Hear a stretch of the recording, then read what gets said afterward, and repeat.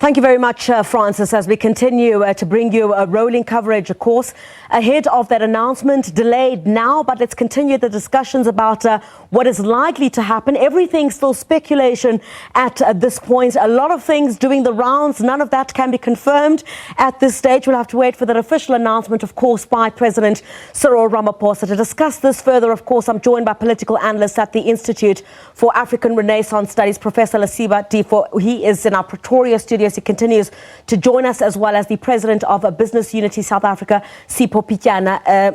Mr. Pityana, thank you very much for joining us this evening. Thank you very much, Priscilla, and to your viewers. The delay, anything to read by that? I mean, the president is still meeting with some key individuals at this stage. Could there be a bit of boxing and fighting? Well, first of all, let me say this, that as business, we appreciate the fact that we called the president soon after the elections and said, congratulations, these are our concerns as business, this is what we're looking for. Yeah. Can we have an opportunity to talk to you about your thoughts around restructuring of your cabinet, who might be there? It was an unusual conversation. I led the delegation, which included the representative of Black Business Council and Business Leadership South Africa. Yeah. So combined business and engagement with government to talk broad principles of what we think will shift the envelope in terms of where the country is and what kind of leadership we would want to see and where we would be disappointed.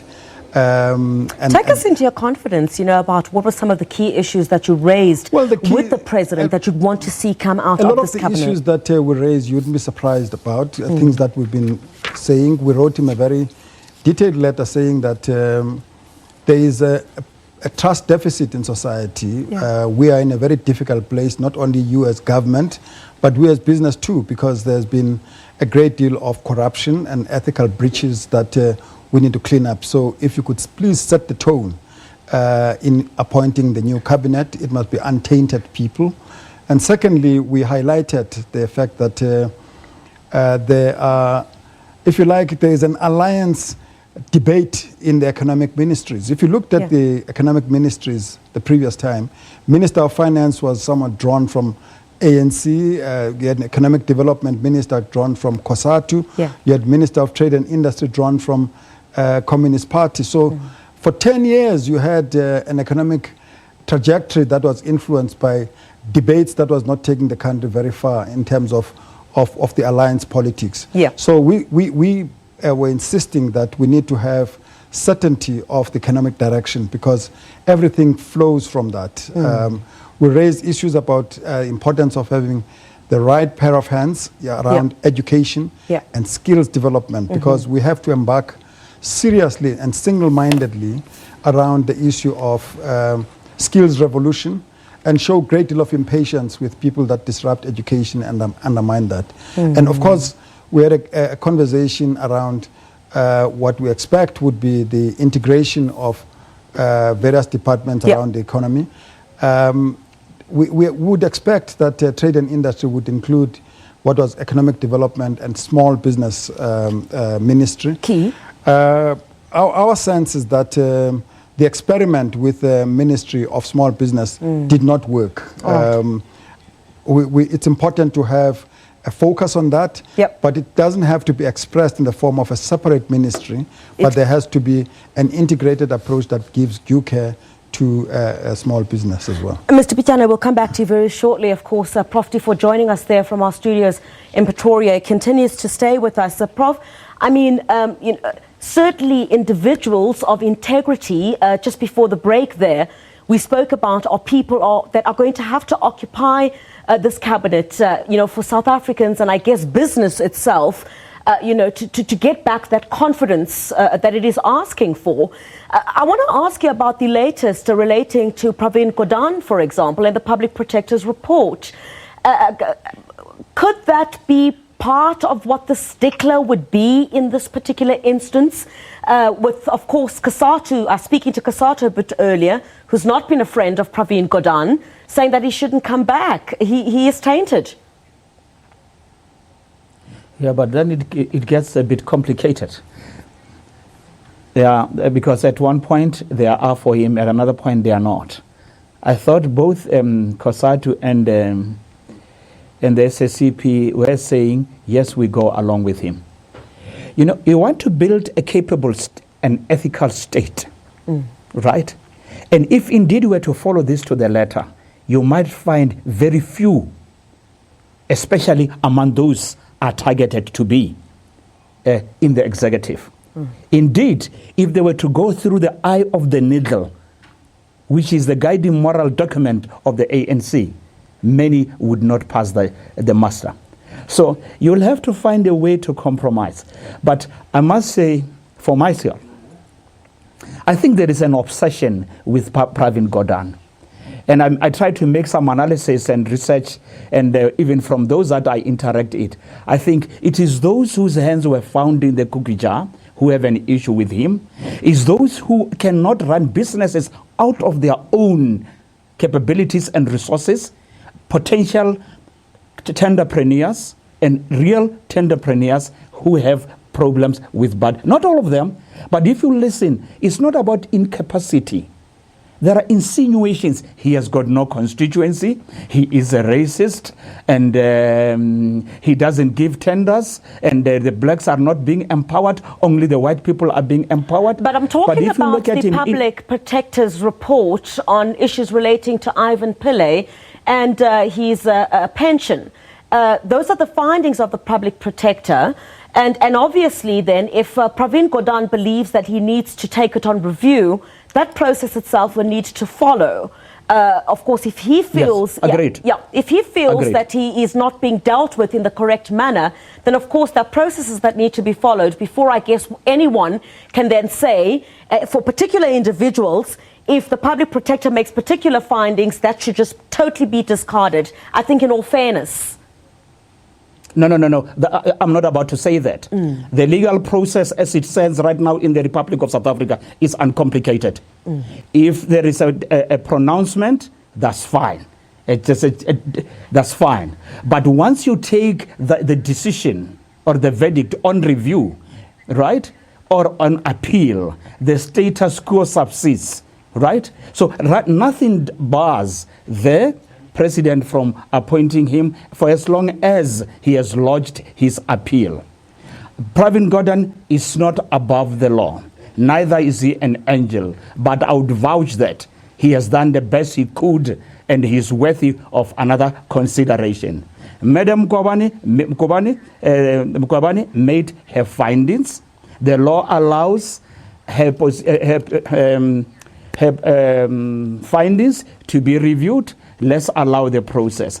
But all I'm saying is that there is almost a campaign, right? Yeah. I mean, if you become clinical about the advocate also findings and the process itself, it was fairly flawed. It was fairly flawed. And there is reason to believe that there are ulterior motives that propelled her to make the decisions as quickly as she did. All right. And I'm sorry, I don't want to impan her office, but it is important that the incumbent also conduct themselves in a way that doesn't warrant unnecessary reproach. All right, Prof, and you as well, Mr. Pityana, we'll come back to you very shortly. Let's cross to our reporter now, Lindo Dladla. He's in Hatfield, Pretoria. Let's go to him. Lindo, good evening to you. Of course, a lot of anticipation, I guess, on the streets there. What are ordinary South Africans saying? Good morning, good evening to you, Griselda, and the viewers at home. We're here in Hatfield Blue Room, just to get the reaction of the people here on the ground. We spoke to a few people earlier on the expectations of the president cabinet team, and the view that we get from the ground is that people are expecting a change in South Africa. They're expecting ministers that will bring will sort of alleviate the crime levels, to bring education into a better level. In terms of also the security in South Africa, they're also talking that they're expecting a lot of change in all of that. But we continue to monitor the situation here in Hatfield.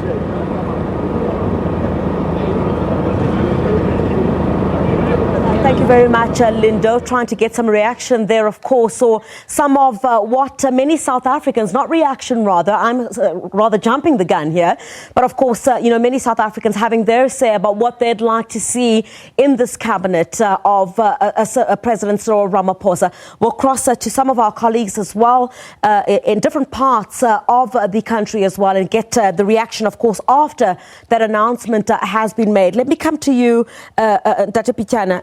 Thanks so much for staying with us from Business Unity South Africa. But what there needs to be done, some refer to the past 10 years as the lost 10 years. Yes.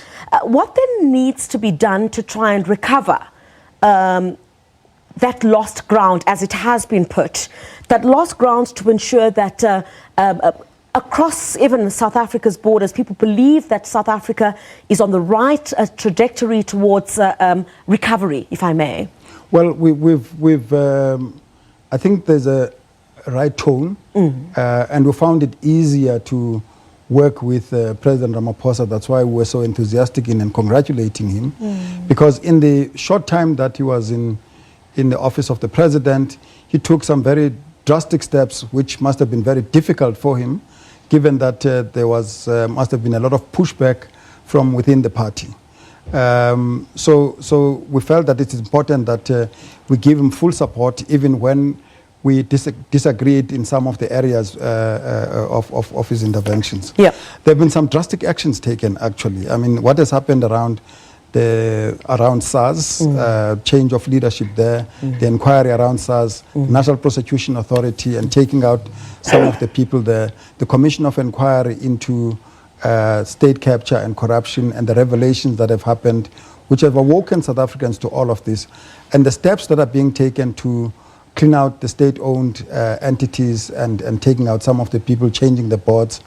But the thing that we are crying out for is that it's all very well to remove some of these people. One of the most important things to do to build public trust is to be transparent in who you put in their places as you replace them. But it's all good and well, Mr. Pityana, to root out those who are accused of corruption and also replace them with other individuals. Yeah. But I think for business to aspire that kind of confidence beyond the borders of South Africa, for ordinary South Africans as well, there are commissions of inquiry. There's a new head at the National Director of Public Prosecutions, but no one has yet gone to jail. Absolutely. But, one of the things that has happened, which has frustrated lots of people, is that steps taken.